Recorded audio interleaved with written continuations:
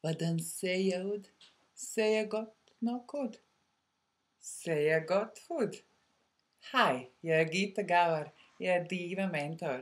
Det at se godt ud, det er så vigtigt for os kvinder. Da jeg var 18 år, var jeg meget betaget af en mand. Men han syntes ikke at være ret interesseret i mig. Faktisk sagde han engang, vi er ikke det samme vægtkategori. Ligesom en boksning. Men jeg så ville gerne have, at han skulle lede mig, så jeg gik i gang.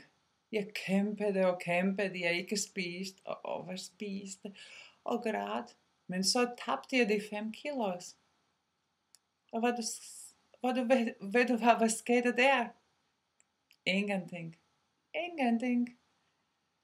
Og så var der den der kvinde, cirka 45 år. Det er slet ikke lignet din model. Men alle var vilde med hende. Jeg synes bare, at hun var fantastisk. Jeg forstod ingenting. Dengang vidste jeg ikke, at vi mennesker er meget mere intuitive, end vi tror vi er. Vi kan godt fornemme hinandens usikkerhed og desperation. Og desperat, det var jeg. Jeg kunne slet ikke lide mig selv, som jeg var så tynd. Jeg synes, at mit næse var for spids, min pande for lille, mine hænder og fødder for store, og jeg var for høj. Det hele var forkert. Det jeg lærte fra kvinderne er, at det at være smuk, det er bare følelsen. Det er lige meget, hvor tynd du er, hvilken kjole du har på. Hvis du ikke tror selv, du er smuk, ingen vil. Hvis du ikke elsker dig, som du er, det er som at sende ud signalerne til andre. Jeg er ikke god nok. Så jeg lærte det, at være smuk, det bare er en følelse. Hvordan får man den følelse? Sådan. Ved at gå forbi et spejl eller på gaden, se dig selv. Jeg er smuk. Jeg er så smuk. Jeg er så glad for at være mig. Jeg elsker mig, som jeg er. Og det er som at hele ens krop og væsen bliver så glad og vil samarbejde. Man bliver smukkere faktisk.